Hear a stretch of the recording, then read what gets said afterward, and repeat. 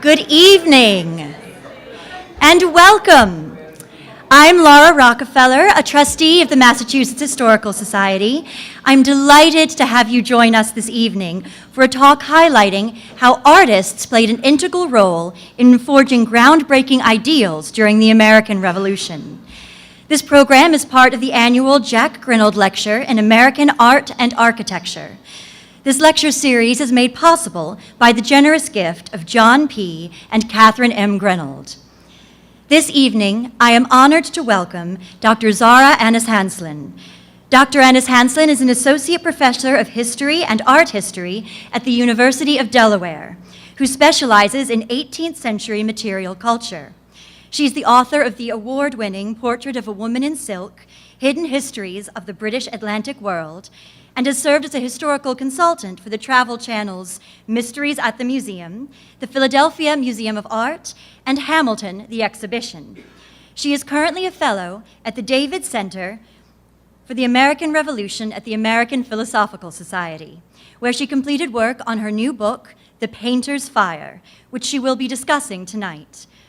I now invite you to join me in welcoming Dr. Anishanslin and enjoying this evening's talk.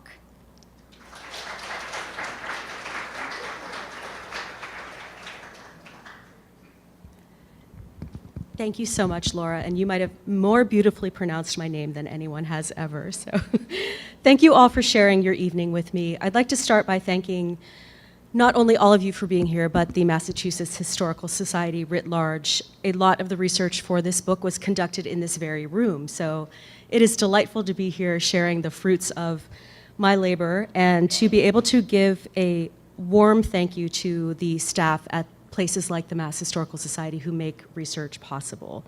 And for tonight's event, I'd like to particularly thank Olivia Saya, who was a master of efficiency. And I'd like to give a shout out to Harvard University Press, a number of whom are here tonight, including members of my editorial and publicist team. This book would not have happened without them. So this is a moment where, although I'm going to be speaking, it really is a collective effort on many levels. So I'm going to start off by calling attention to the cover of my book, which, speaking of collective efforts, so I had nothing to do with this cover, but I have to say I think it's somewhat glorious, and it gives me an opportunity to indulge in one of my favorite hobbies, which is embarrassing my Gen Z children with what a nerd I am, because I like to say, isn't my cover so fire? And they just cringe. They just cringe, but it's a joy to be able to mock them every time, and I hope they get to see this online. So, more seriously, tonight I'm going to talk about a history of art and politics in the American Revolution that will, I promise, take us to New England and Massachusetts, and to how we remember the Revolution, particularly through the things we choose to collect and display in museums and archives like the one we're sitting in today. But I'm going to, perhaps a little contrarily, start with a piece of art that no longer exists, because it was most likely lost at sea off the coast of Maine. And I'm not going to begin in New England or Virginia or Philadelphia or any of the usual revolutionary suspects, but rather in London, more precisely in London's Royal Academy of Art. So picture the scene, and yes, it's amazing. In the 18th century, they did hang the paintings like this. Royal Academy of Arts in London, 1780, crowded with pictures as you see here, including new portraits of King George and Queen Charlotte by Benjamin West. Queen Charlotte's from that year you see on this slide. Now, among the other portraits was the debut portrait by 22-year-old Joseph Wright, a promising award-winning Royal Academy student, notable for being one of the first Americans to study there. Now, this was his first splash onto the art scene. Big deal. And although his painting was just one of many portraits in the show, it was one of the most widely remarked upon pieces that year. His entry showed his famous mother, American wax sculptor Patience Wright, whom you see on the left, and some of you might have seen her upstairs in the original image that the Mass Historical put on display for us. And she was famous in part because of images like this that were popularized in popular magazines. And she was famous not least for the titillating manner in which she allegedly created her wax sculptures. And here you see the finished moment. But what she did, according to onlookers, was she would sculpt a wax head under her skirts while she was intently looking at the viewer to model their features, and then she would whip it out fully formed to the delight, astonishment, and no doubt, little bit of sexual titillation to the onlookers. Now, apologies to any sculptors in the audience, you will know this is probably not true. This is not the way art is created, but hats off to Patience Wright for being an impresario at managing her own image to the extent that she created this celebrity persona out of this. So here in this Royal Academy in 1780 display is this famous woman who, among other things, was rumored, correctly, to be an American spy. And her son's portrait showed her modeling a head, but what she held on her lap was not just any head.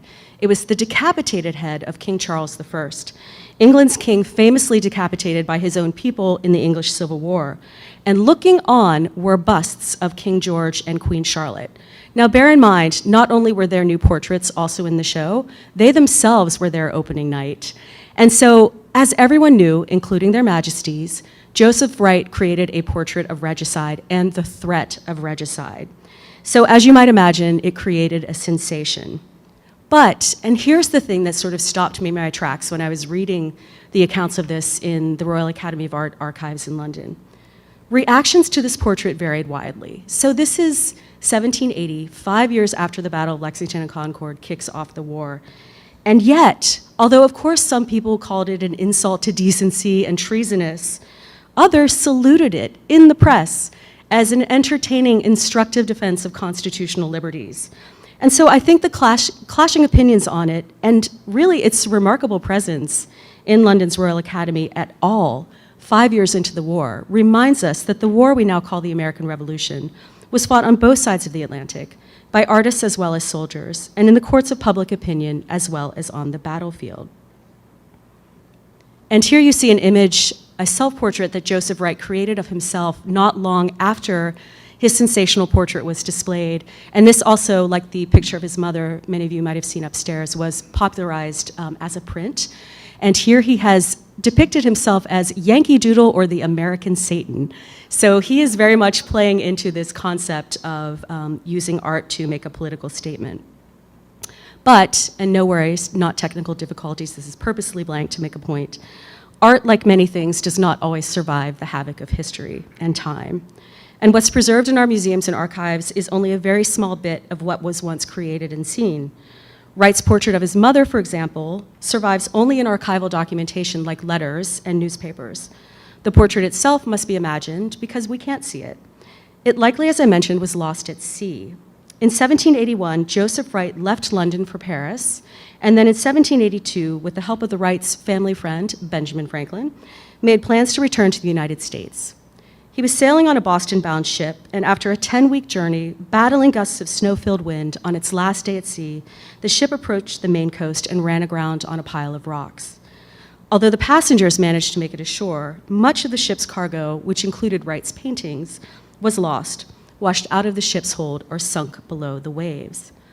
So Joseph Wright's portrait of his mother holding the decapitated head of Charles I may have sunk under the Atlantic.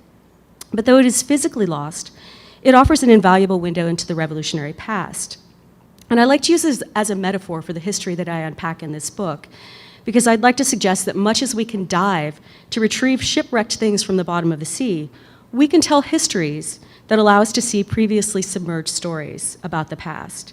Just because they're submerged or hidden does not mean that they're not there. And in The Painter's Fire, I bring these revolutionary portraits up from the depths of the past and into the light. This allows us to see a new transatlantic history of the American Revolution and the creative people who made it, one that transforms the way we think of the nature of patriotism then, and I hope now. So this art and these artists are important to the story of the American Revolution because this war was not only fought in the colonies with muskets and bayonets. On both sides of the Atlantic, artists armed with paint, canvas, and wax helped create revolutionary ideals. From London to Boston, from Jamaica to Paris, from Bath to Philadelphia, these largely forgotten artist patriots boldly risked their reputations, and sometimes their lives, to craft independence. Now, at the center of The Painter's Fire are the lives of three of these remarkable artists: Robert Edge Pine, Prince Demah, and Patience Wright, Joseph Wright's famous mother.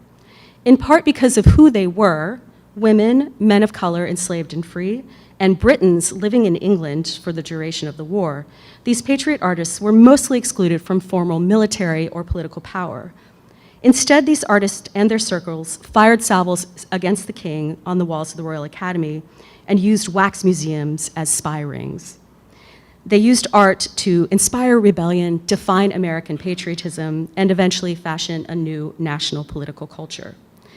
And together, their experiences testify to the promise of the American Revolution and its soul-stirring ideals of liberty and equality.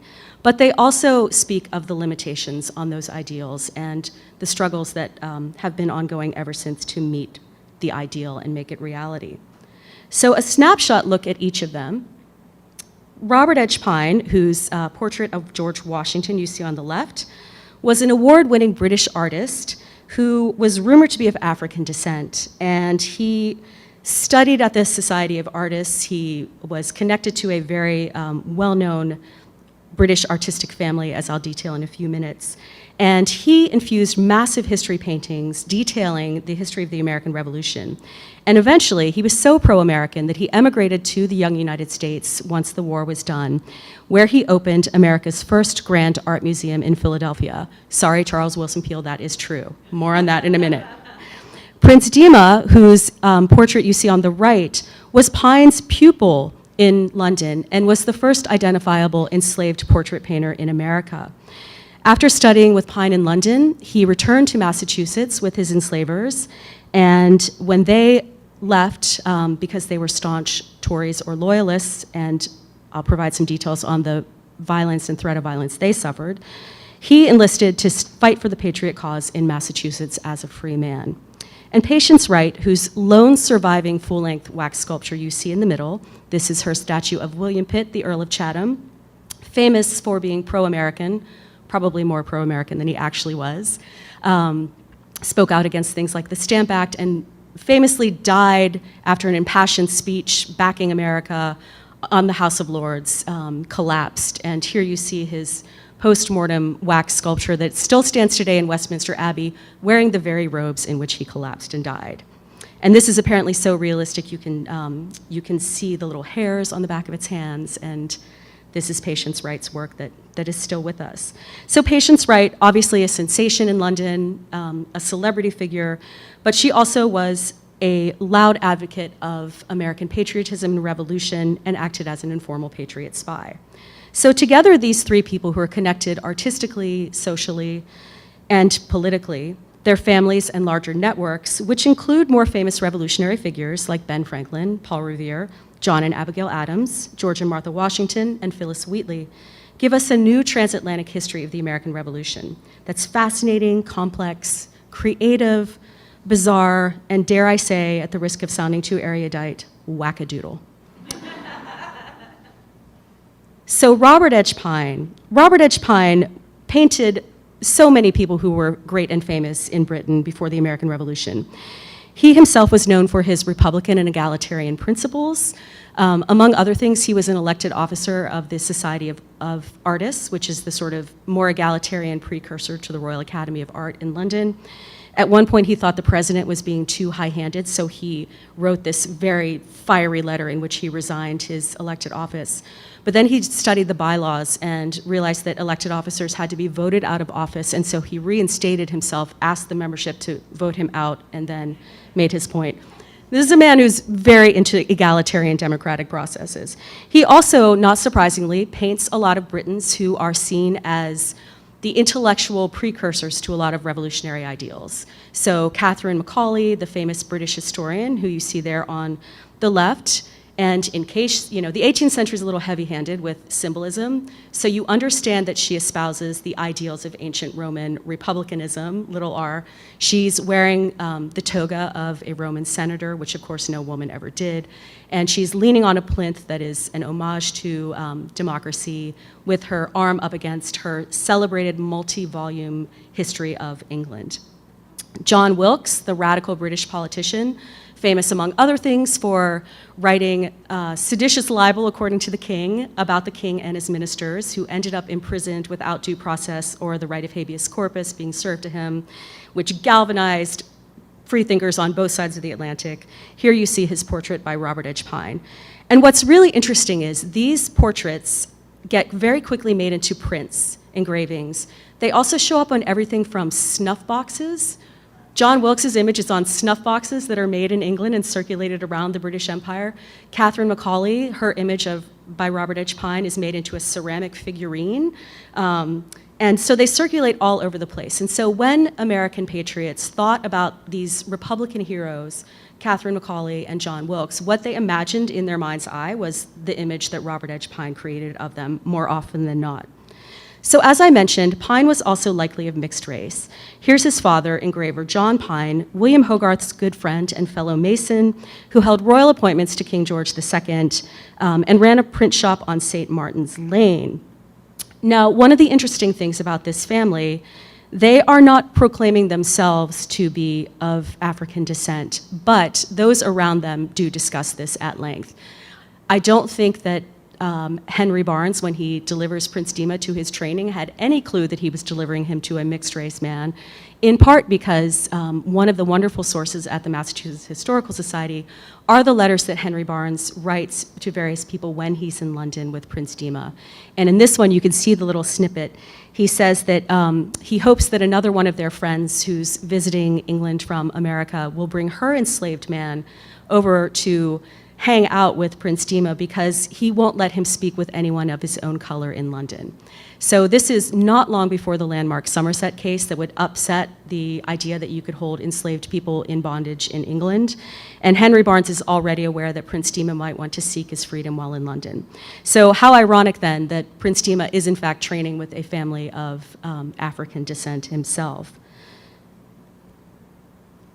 So where Prince Demah trains with Robert Edge Pine is in a place in London called St. Martin's Lane.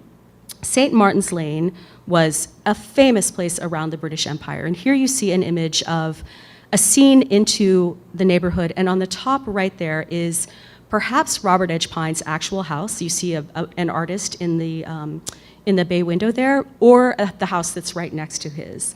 And it bustled with artists and artisans, women as well as men, who worked not just as painters, but sculptors, engravers, frame makers, and cabinet makers, including names that are still famous today, like Thomas Chippendale. And their skills in shops made St. Martin's Lane famous. So this is where Prince Demah, an enslaved artist from Massachusetts, finds himself training against all odds in 1770 and 1771. Now imagine what a heady change this is from Boston at that time, much less Marlborough, Massachusetts, where he had been just before this, where he was one of only 5 enslaved people in the town. And whereas John Singleton Copley in Boston refused to train Demah on account of his race, Pine worked with Demah, as he told his enslaver, without charge on account of his genius, and I think also because of their shared heritage. While training Demah, Pine was working on this history painting. So this is an engraving made from the painting, which again means it was widely popular and seen by many people. And this was a history painting of a then famous scene from the year 1278, and no, that is not a mistake, I am talking about the 13th century, in which the Earl of Warenne defended his property by force if necessary, hence the sword, against arbitrary seizure by the crown. And so I have to wonder, given the political decisions both Pine and Demah later make, whether they talked about politics while Pine was training him, because this painting obviously sends a very timely message about a tyrannical ruler and how he might seize your property if you're not careful, which has some reverberations with the American Revolution. And so now to get to Christian Barnes, seen here in her portrait by Prince Demah. And Christian Barnes herself wondered about Prince Demah's politics even before he went to London, which makes me think that something about him made her think that he wasn't of the same political temperament that they were. She wrote that she wanted to believe that Prince, or as she called him, their Black Hogarth, was of Tory principles, mostly because he was born in their family, but she confessed, "Of that I'm not quite so certain, as he has not yet declared himself." So this is fascinating. There's this white woman wondering what her enslaved laborer is thinking about the political situation in 1770 Massachusetts. That in itself is fascinating. But I think that her comment also points to Prince's circumspect diplomacy at negotiating the complications of sharing a household with his enslavers, who are also his would-be art patrons. They do actually give him, permission and encouragement to go to London and train with a British painter, which is very unusual. And I think understanding Prince Demah's artistic and political path starts in the Barneses' household, but not, I think, because of his enslavement per se. I think it's really because his mother, Daphne, is also enslaved in the household. And Daphne is, like Phyllis Wheatley, a young African girl snatched from her home and sold into slavery across the Atlantic. And she never forgets she's African. Years later, as an old woman, she remembers herself as being born in Africa and is very clear about that. And she is the one who gives her son Prince the unusual double name of Prince Demah, because of course, until he self-emancipates, he's known as Prince Demah Barnes, his enslaver's last name. And she herself is known in later life as Daphne Demah, meaning it's either her last name in West Africa or maybe her first name. And so an interesting retention of her African heritage. And so Daphne, it's obvious from Christian's letters, even though she sort of is writing to friends as if it's her idea to get this talented Black Hogarth to their home to train him, it's obvious that Daphne has sort of put a bug in her ear to purchase her son, who was sold away from her at a very young age by the Barneses, to get him back in the household so that he could work on his art. And so it's really, Daphne and Prince themselves agitating for this that makes it happen. But this is an interesting thing to think about in terms of Christian Barnes, because I think that she is a perfect example of how no one in this world, past or present, is 100% black and white, good and evil. And Christian Barnes is one of these really complicated historical figures. On the one hand, you think, she actually encourages this enslaved man's artistic talents to the extent that she wants him sent to London. She backs his artistic career. And she also writes letters where it's very clear that she is a proto-feminist in a sense. She talks about how domestic life is too restraining, and she hopes that the young girls she's training to be shopkeepers can run circles around their male counterparts to prove that girls can do anything boys can. This is all great, and you're like, Christian Barnes, yes. But on the other hand, Christian Barnes, in addition to Daphne and Prince Demah, has another enslaved person living in her household, and this person's name is Juliet. Juliet is encouraged by Christian Barnes to marry, not legally, but with her permission, another enslaved man who lives in the area called Jack. She's very encouraging of their romance. She details the facts of their romance to one of her friends. And when Juliet and Jack have their first child, she lets Juliet give birth in the best room of her house with Daphne Demah as a midwife.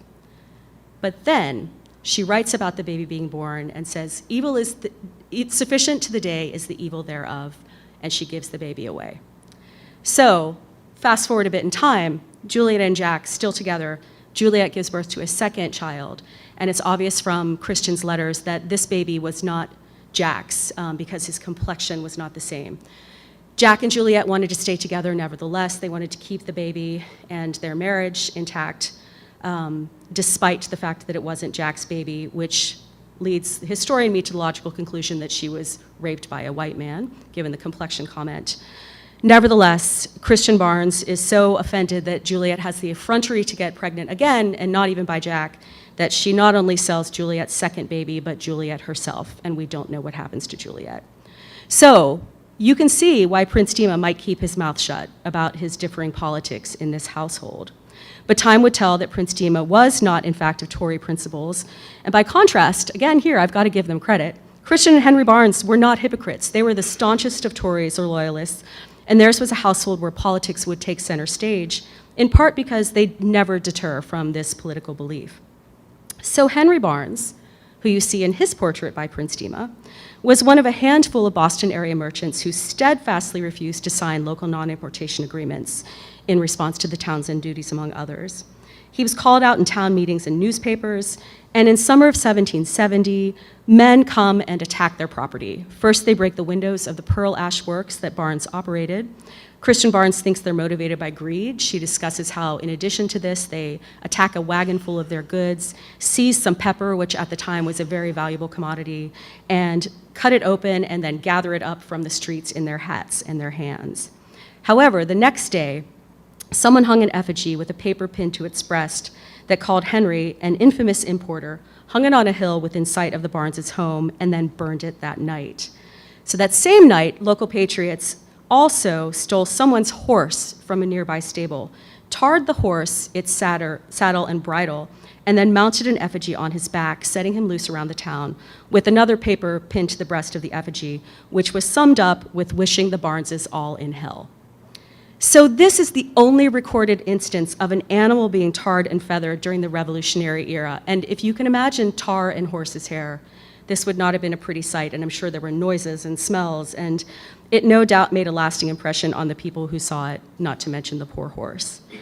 But for those of us looking back in time, it's also, I think, a chilling reminder of the violence simmering below the surface of the American Revolution, which we tend to want to discuss as a natural rights-driven revolution, which is nowhere near as violent as the French Revolution with its really busy guillotine, or the Haitian Revolution with its blood running in the streets. However, I think that we need to stop and think that not only is violence present in the American Revolution, it's often perpetrated by patriots. And so this violence, I think, it has not been collectively recognized in how we remember the revolution, in part because the patriots have good propaganda, like Paul Revere's Boston Massacre print, in which he successfully changes hearts and minds to think that this is an event in which British soldiers have a firing squad-style attack on the unarmed citizens, when I'm sure all of you Bostonians here know that is not the case. And Christian Barnes, I will say, if you've been looking at her portrait thinking what is wrong with her chest, you're not imagining it, that is a gash from a bayonet. When the Barneses fled the area after, among other things, Christian Barnes being held up at gunpoint in her own house, the house was confiscated and given over to the use of Henry and Lucy Knox. And Christian Barnes was very upset about this because she knew Lucy Knox, and she said, Lucy should know better than to steal my things. But among other things, the Patriot soldiers who commandeered the property stuck a bayonet through Christian Barnes's chest, and there it remains. So meanwhile, Prince Demah and Daphne stay behind when the Barneses go to England. He had a few years before set up shop in Boston, working out of watchmaker John McLean's. He takes out a number of newspaper advertisements, noting his availability for painting portraits. But here I'd like to pause and return to a more familiar figure, Phyllis Wheatley, because Demah's not the only Black creative genius working in Boston. He's not even the only Black genius in McLean's neighborhood, because McLean's shop was on King Street, near the State House, and a short walk both from the site of the Boston Massacre and to the corner of King and Mackerel, where a family called the Wheatleys lived. And of course, the Wheatleys' home is where Phyllis Wheatley, the famous poet, resides. And here I'd like to pause a bit and tell you about the inspiration for the title of the book, and give a shout out to my brilliant editor, Emily Silk, who helped me manage the wording of this. This is a poem she writes to SM, a young African painter, on seeing his work. And there's a line in here where she talks about the painter's and the poet's fire. And I think this is really a striking reminder of how creative people helped to make the revolution. To fan the flames of liberty, you need a spark, and sometimes art is the thing that conveys emotion and gets people excited. I'm not saying that John Locke and Montesquieu aren't important, for example, but most people don't read a copy of Montesquieu and then go, I'm gonna go pick up a musket and stab someone because Montesquieu really fired me up, right? But art can really inspire people, and I think Revere's Massacre print is the most notable example of this, but it's not the only one. And one of the reasons I want to pause on this as well is that I think that it was not SM or Scipio Moorhead, but rather Prince Demah who painted Phyllis Wheatley's portrait that was the inspiration for the engraving that made its way into the frontispiece of her famous book. So among other reasons for this is the fact that by the time her portrait is done, Prince Demah had advertised numerous times that he was a Black man whose extraordinary genius has been assisted by one of the best masters in London.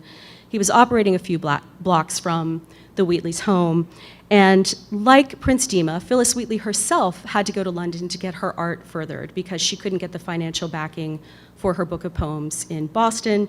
Instead, she got it through the Countess of Huntingdon and others in London. So Prince Demah and Phyllis Wheatley both were Black creative people working within the same neighborhood who both went to London and had these transformative experiences.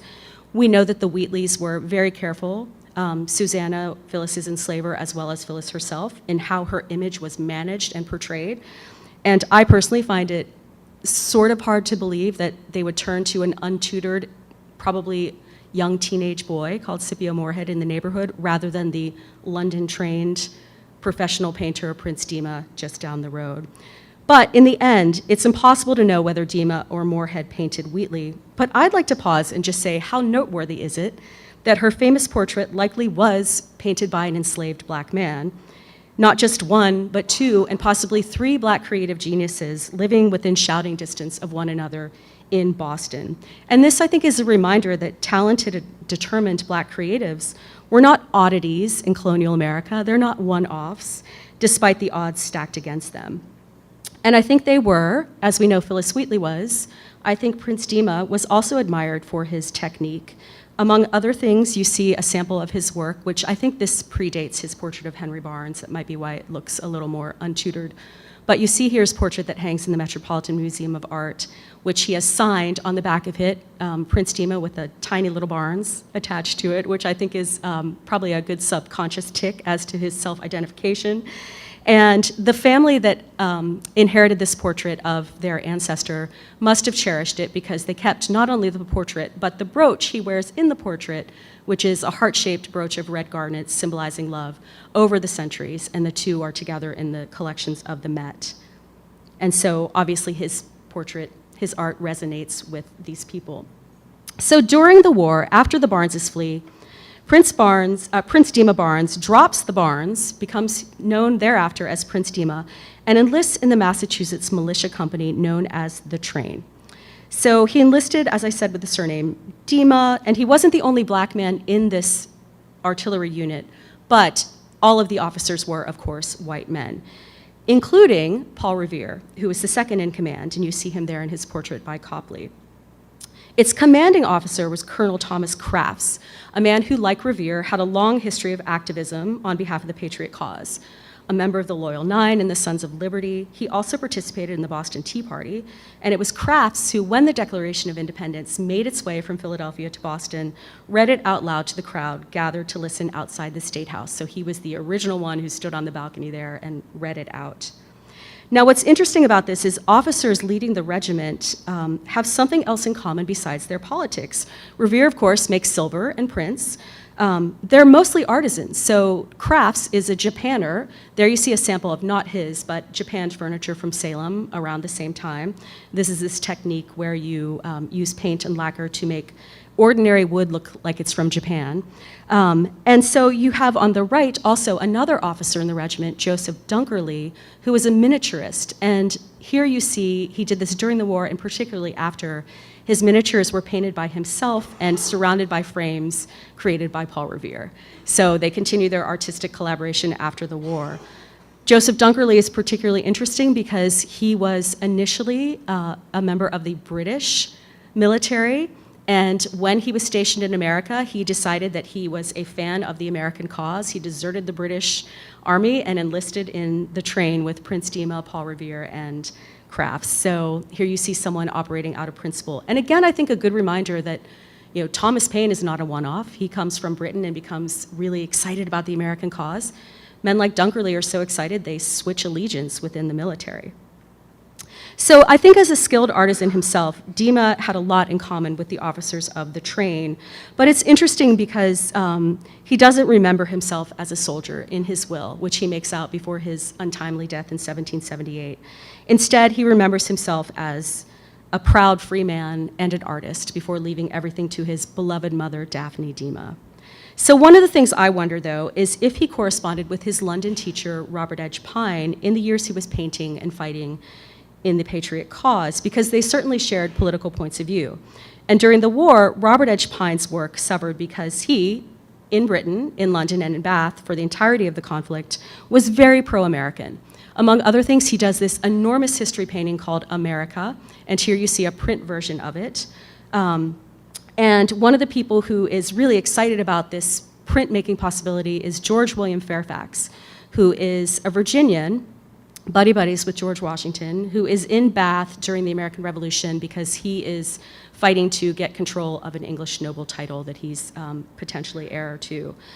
George William Fairfax, like Robert Edge Pine, rumored to be from a family of African descent. His mother was from the Caribbean and widely discussed as being of mixed race.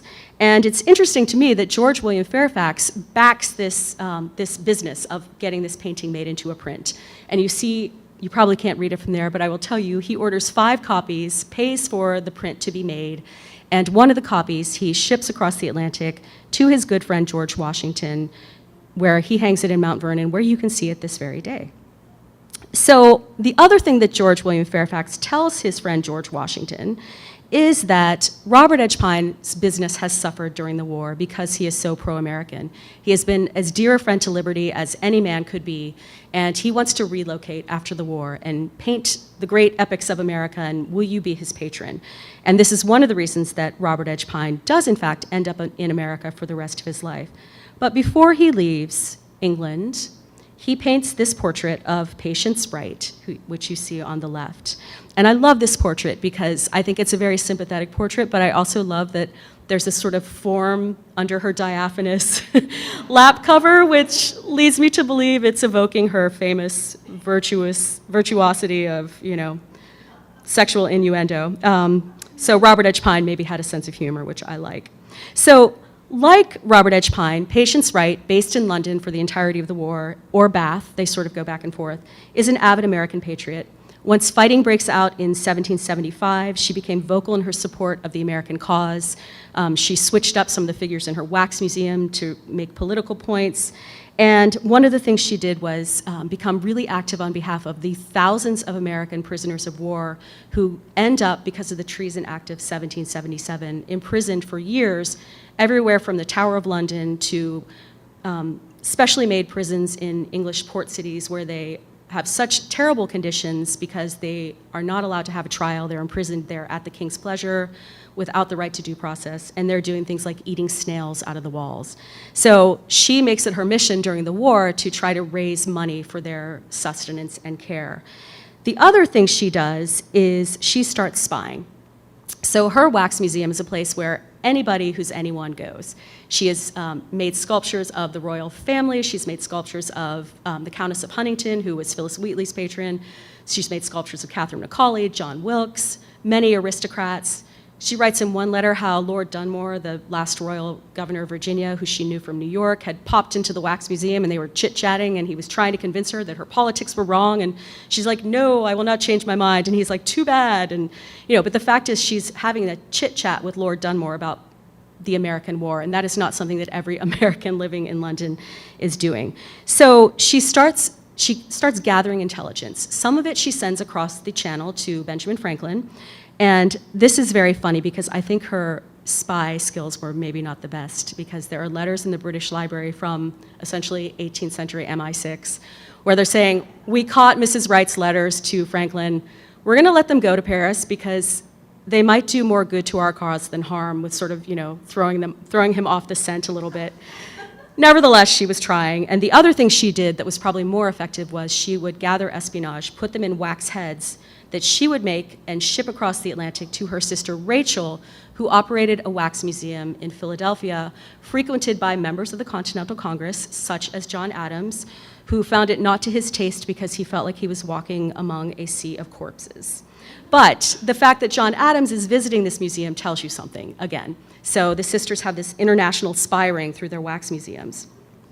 And in fact, speaking of the Adamses, a good reminder that Abigail Adams is not the only one who wants the ladies remembered. Patience Wright writes to John Dickinson that women are always useful in grand events, and one of the reasons she engages in this espionage is she wants to help the cause, and she wants to have a say in what is happening with the new nation and with the war.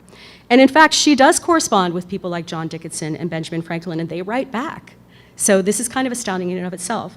She also beleaguers them as the war is coming to an end about the grand plans she has for moving back to Philadelphia to make wax figures of important people like Washington.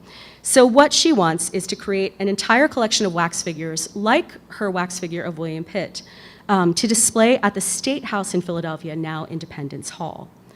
So Wright understands the symbolic and instructive importance of art and its political power, and she wanted to use wax figures to influence how the world saw and remembered the great actors in the United States battle for independence.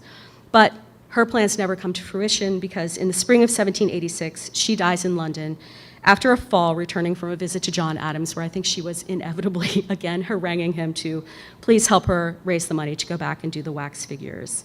And a side note we can talk about in the Q&A, I imagine Abigail Adams was not fond of her constantly being at her home because, among other things, she referred to her as the Queen of Sluts. So, yes.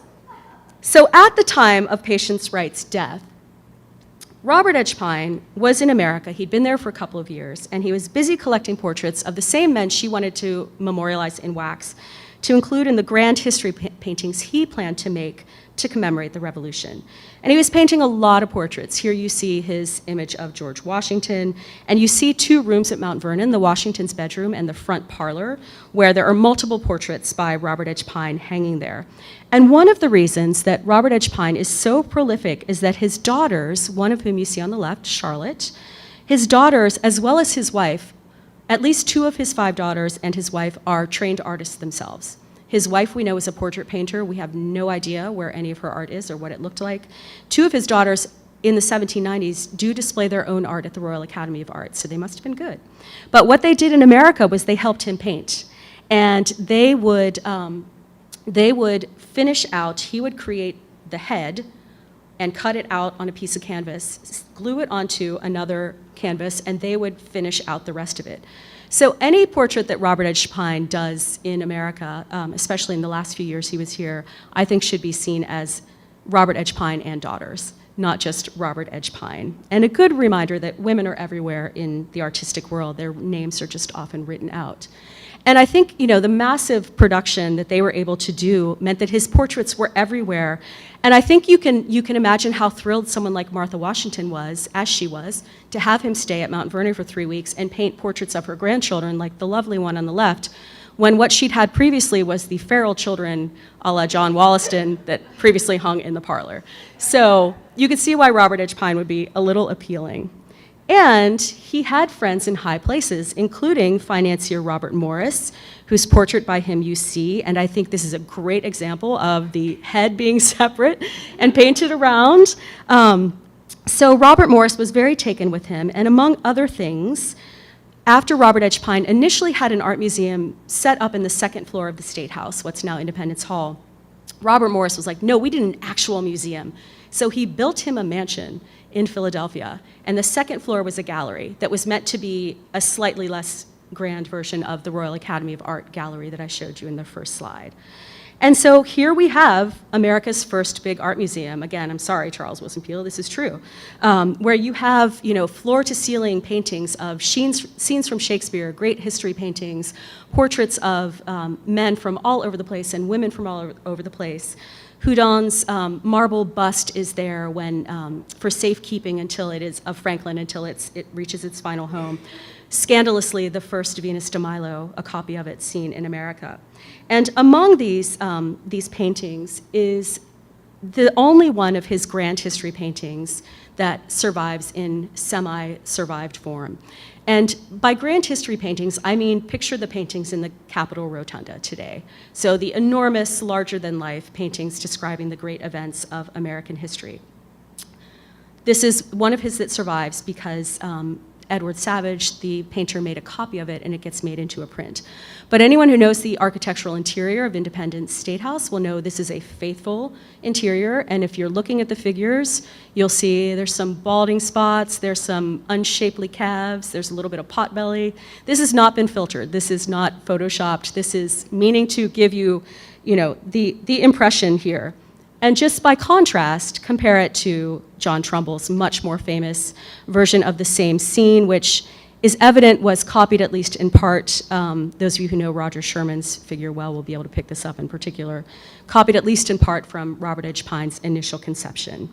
So I like to show these two side by side because imagine how our understanding of the Revolution and its patriots might have been altered had more of Robert Edgepine's art survived. And had he, Patience Wright, and Prince Demah continued to make art long after the Revolution ended, like Charles Wilson Peel, like John Trumbull, etc. What we would have is a gallery of lifelike, full-sized colored wax figures of founders to rival Madame Tussauds. We'd have portraits by a formerly enslaved man who was also, like Trumbull, a London-trained patriot artist and military veteran. And the art of Wright, Pine, and Demah would have created a different visual memory of the American Revolution.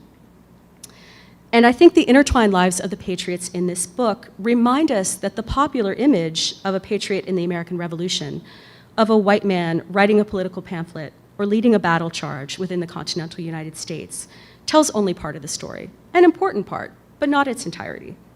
Revolutionary era patriotism was far more cosmopolitan, geographically broad, and diverse than it's often remembered to be.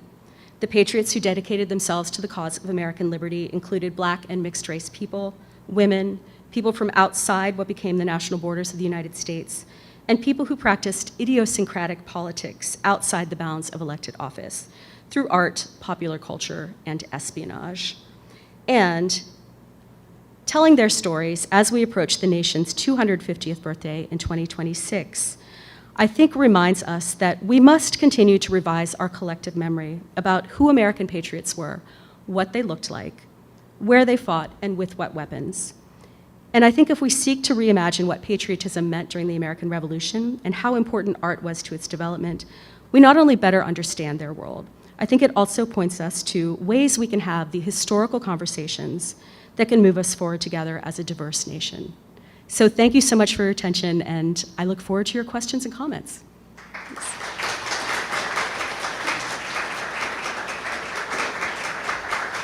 Thank you.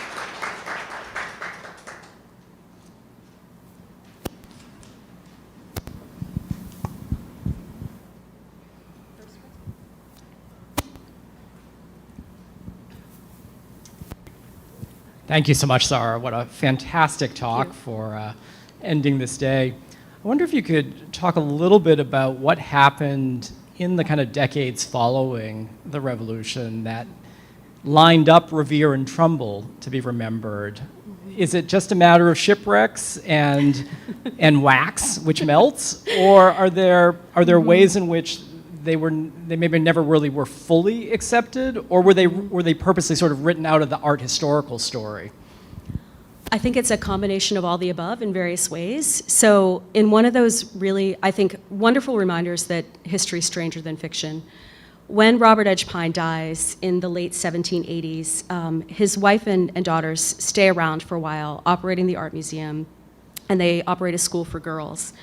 And I think this alone tells you how important they were seen at the time, because among the pupils were Thomas Jefferson's younger daughter and Benjamin Franklin's granddaughter. So, you know, they're not sending their kids to just any school. So I think that shows the esteem in which the Pines were held in terms of their influence in the young republic. However, Mrs. Pine decides it's too much for her, and she and the daughters want to go back to London. So they put the contents of the house and the house itself up for sale. The Pennsylvania state legislature is like, no, we cannot let this be broken up. We want it to stay. This is the beginning of a national art collection.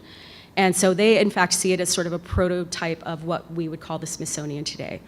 And they try to get a buyer for it all. Eventually, it goes to this guy, Daniel Bowen, who does not regrettably keep it as an intact art museum. But what he does is he buys up the contents of a wax museum operated by Patience Wright's daughter, Elizabeth, in New York City, combines the two, and they are called Daniel Bowen's Wax Works and Paintings Museum, and he takes it on the road, so lots of Americans see this, and then he puts it in place in Boston finally, where collectively much of Elizabeth had some of her mother's wax sculptures too, and her aunt's.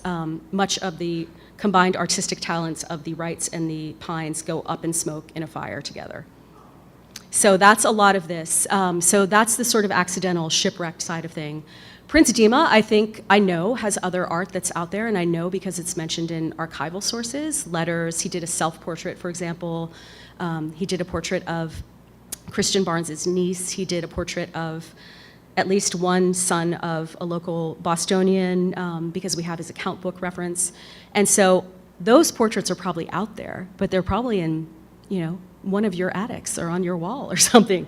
So I think that is an example of being written out of the story, because a lot of people would not have seen the work of an enslaved portrait painter as something that they would want to keep. And I think, so some of it is accidental, some of it is sort of, what fits into the narrative of who wants to be remembered. And it does, a lot of historians have traced this, how after the war, there is a retrenchment, there is a conservatism that arises. A lot of the state constitutions that are rewritten with the Constitution in the 1780s are much more conservative than the ones that were written in 1776. And so I think that, you see consolidation of power, and art is part of that story. So thank you, it's a great question.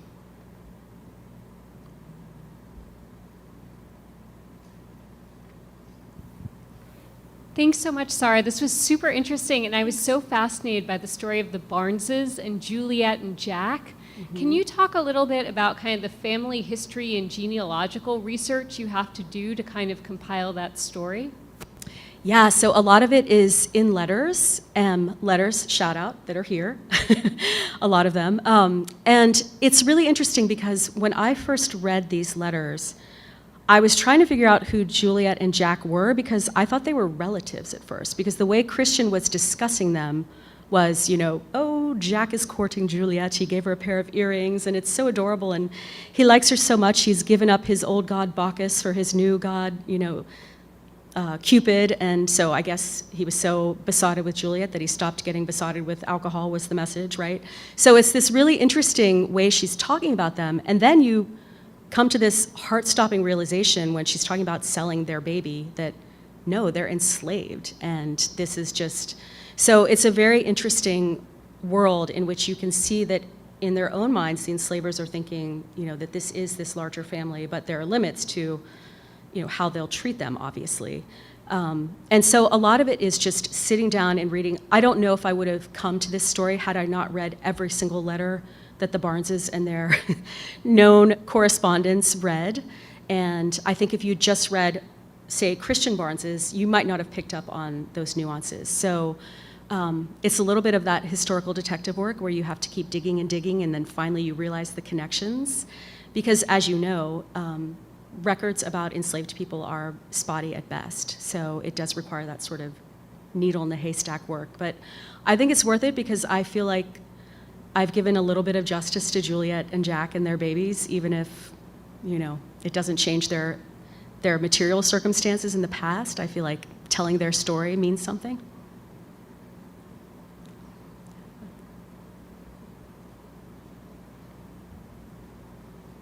So Zara, this is a transatlantic story that you're telling, and I'm curious to know where else besides the Massachusetts Historical Society you went to do your research? So I always say one of the reasons that I'm an Atlantic world historian and not just an American historian is I like the excuse to go to London and Paris and other places to do research. So that was obviously the case here. In the UK, I went to the Royal Academy of Art Archives. The Royal Society of London had some things, the Public Record Office, the London Metropolitan Archives, and a lot of museums. I'm a historian who does a lot of research, who uses art as historical evidence. So places like the National Portrait Gallery in London.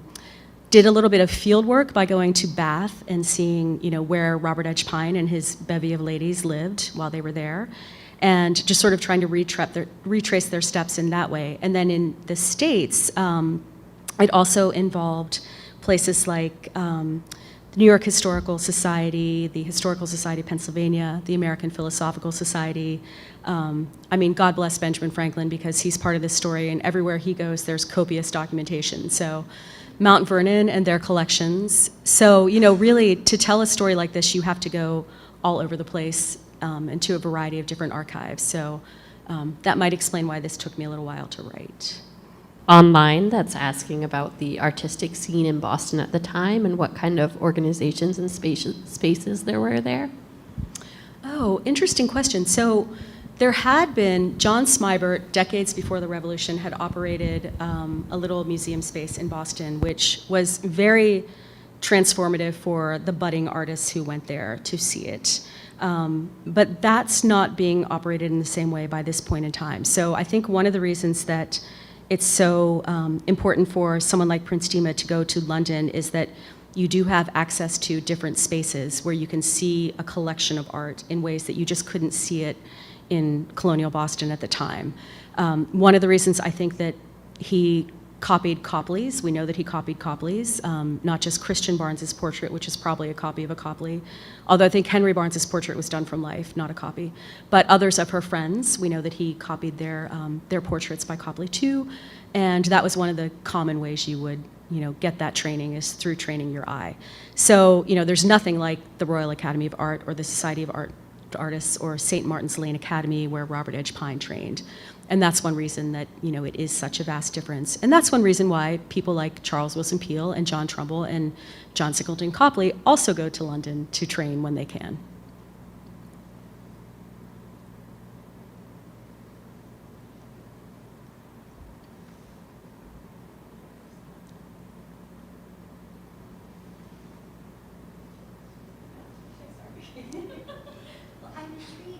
Writing about artists for whom there's so little of their work left, how did you discover them? Was it reading newspaper stories about these shows and seeing their names, or what led you to write about these three individuals?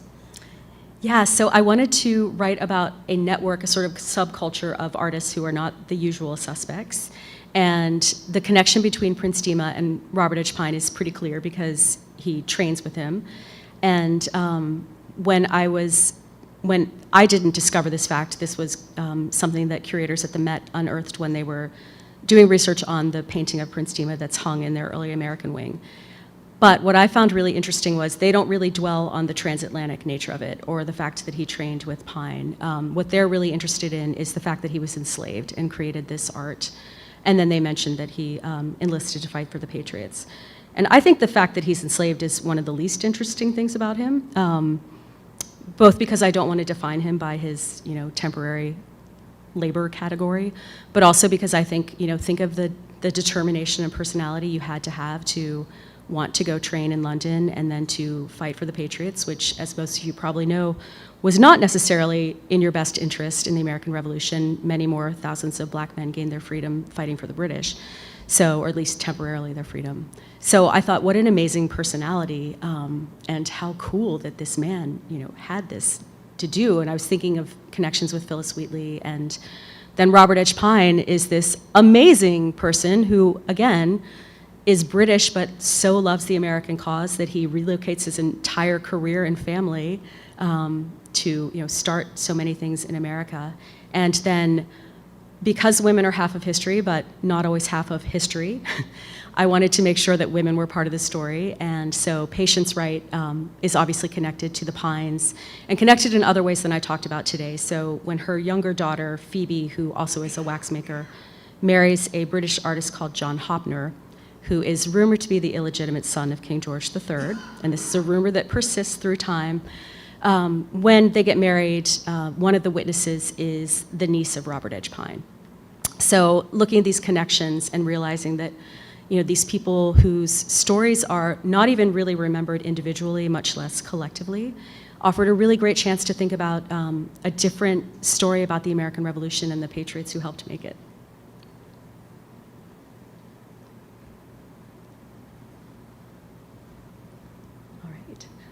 Well, thank you. I think that we are done. So thank you so much for your time. It was great to be here. Thanks.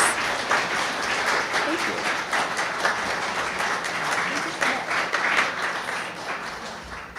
Thank you so much, Zara. It's a marvelous talk. I'm sure we'll all have many more questions. But now we'll give Zara a moment to get herself settled in the other room, and then she will be available to sign some books as well for you. Thank you all so much, both online and in person, for attending this evening. It's been marvelous to have you here. If you are not already a member of the Massachusetts Historical Society, we hope that you will also continue to think of joining us and to come to more events. Thank you so much for being with us this evening.